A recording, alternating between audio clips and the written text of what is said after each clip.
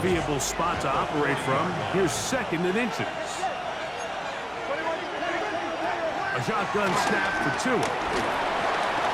In trouble, and he's going to be taken down. DeForest Buckner. He's got his first sack of the season here early in week 1. If you're going to take a sack, you just can't add to it by taking such a massive loss on top of it. Understand when the pocket breaks down, move up, cut your losses. Now, not only do you lose that down, but now you face a big uphill battle if you want to extend this drive. And he's taken down on what should be the final play of this first quarter. So, first quarter in the books here on NFL Kickoff Weekend. Nothing yet on the scoreboard.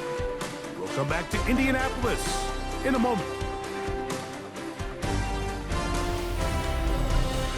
The Dolphins in possession of the football. We begin the second quarter as they've got it with 4th down.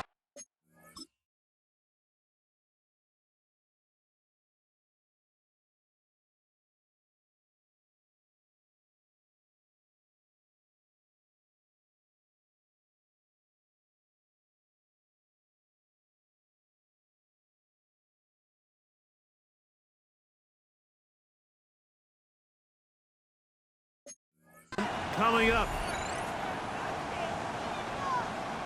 Here's Jake Bailey now as he's on to punt for Miami. And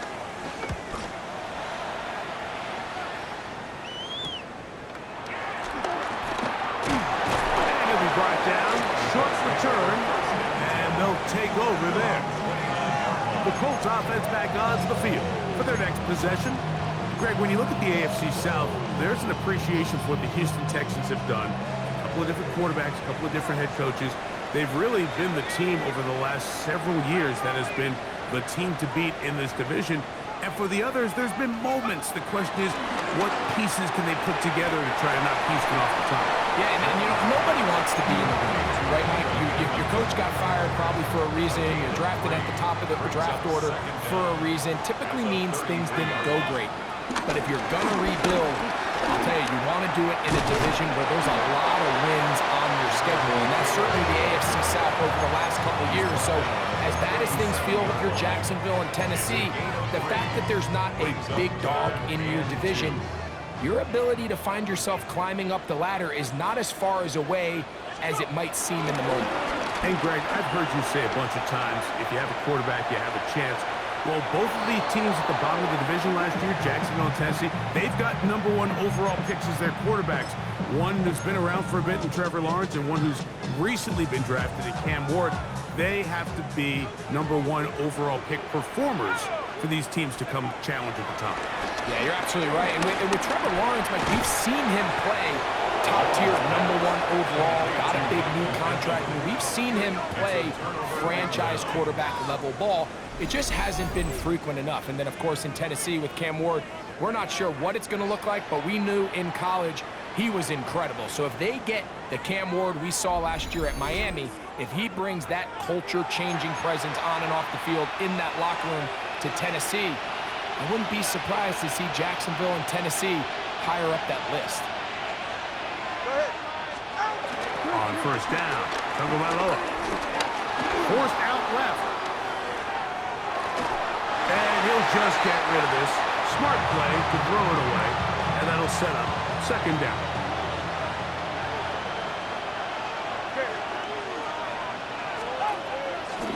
Fake the head. Now, Tua. And the rush gets home. He'll go down. They got him. The Michigan man, Quiddy Hayes, working his way in to register his first sack of the new season. 3rd and long. Here's Tua. Pretty good effort on that one. It will not be enough. It's going to bring up 4th down. I think there's one of those plays that when the ball carrier watches this back in the film room tomorrow, he's going to be a little frustrated with himself. If he could just have made that one guy miss, he picks up the first down. Instead, he gets brought down short of the sticks, and now they got a 4th down decision. They'll try it now with A-Chain. Oh, he's going to be very close. It depends on the mark, but he is short. They've held him on 4th down. What a stand.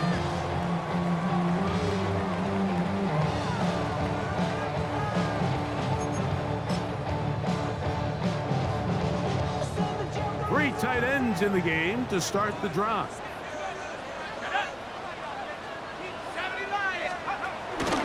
He'll start this on the ground. It's Kelly. And he'll get 2 on this one before being taken down. He was brought down at the 28-yard line. 2 yards on the pickup. It's 2nd and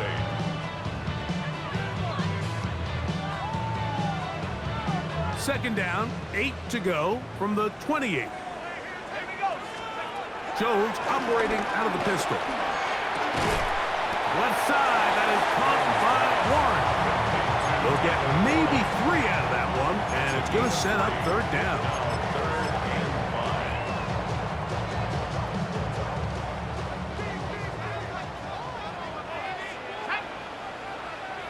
5.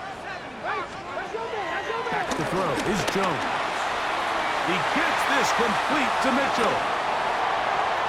Now he's loose down the right sideline. And they bring him down there, but it is inside the 10.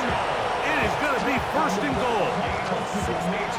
A big gainer for Indianapolis. 62 yards. If you want to score points at a high level in the NFL, you have to generate explosive plays. And after that big chunk pass play, they find themselves now down there in the red zone. And this is where you have to finish drives. Now, Jones. Rushed to his left. This is caught toward the side of the end zone. Michael Pittman. Touchdown, Indy. For Daniel Jones, he had 70 regular season touchdown passes as a Giant. This is 1st with Indy. Beautiful play on the move out of the pocket to his left. And he finds the end zone for the touchdown. What a play, Greg. It really was. And how often do we see quarterbacks that really are trying to make a play throw?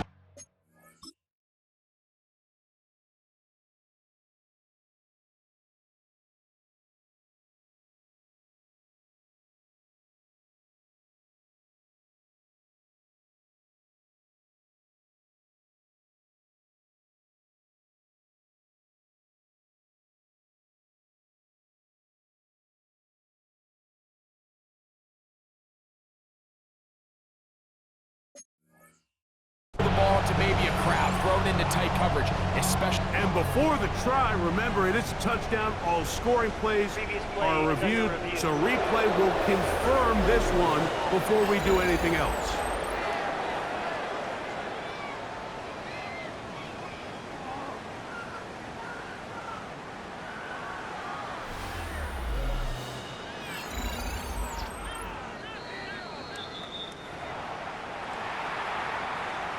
So, ruled a touchdown originally. They didn't find any reason to overturn it, and it stays on the board. The extra point is good, and the Colts will take a 7-0 lead.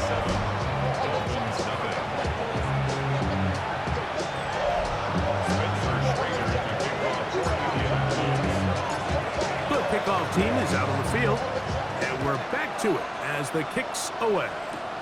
Here comes D. Eskridge on the return. The Dolphins offense about ready to take over once more.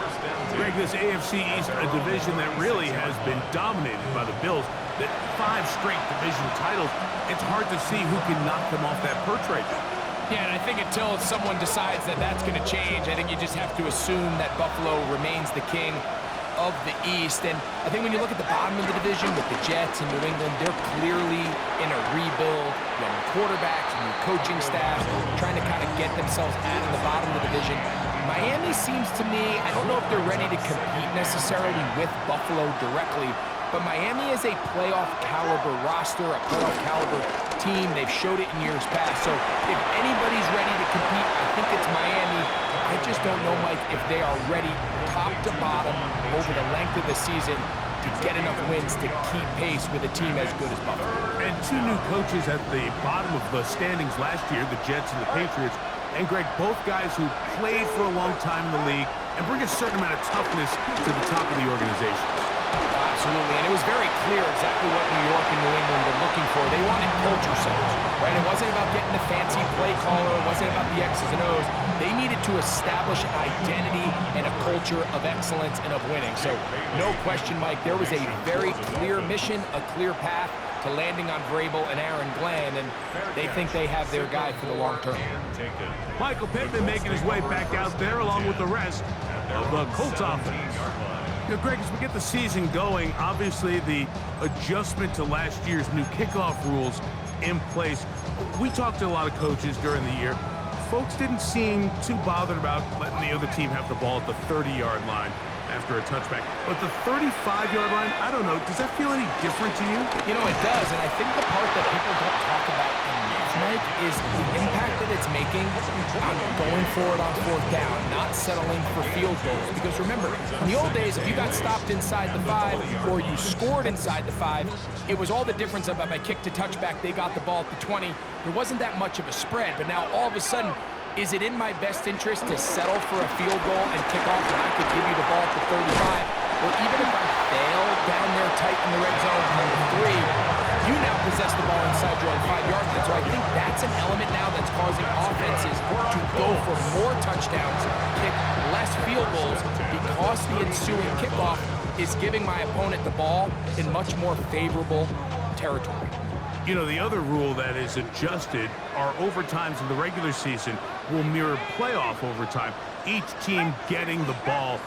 I'm so happy, Greg, because I just felt so incomplete when a team got to overtime, but then their offense, which may be the best part of the team, never got on the field.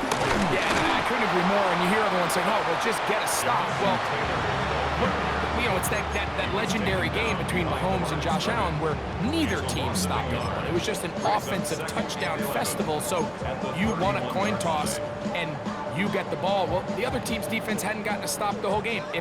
If Josh Allen got the ball first, he probably would have scored on a walk-off. So I love the idea of both teams getting the ball.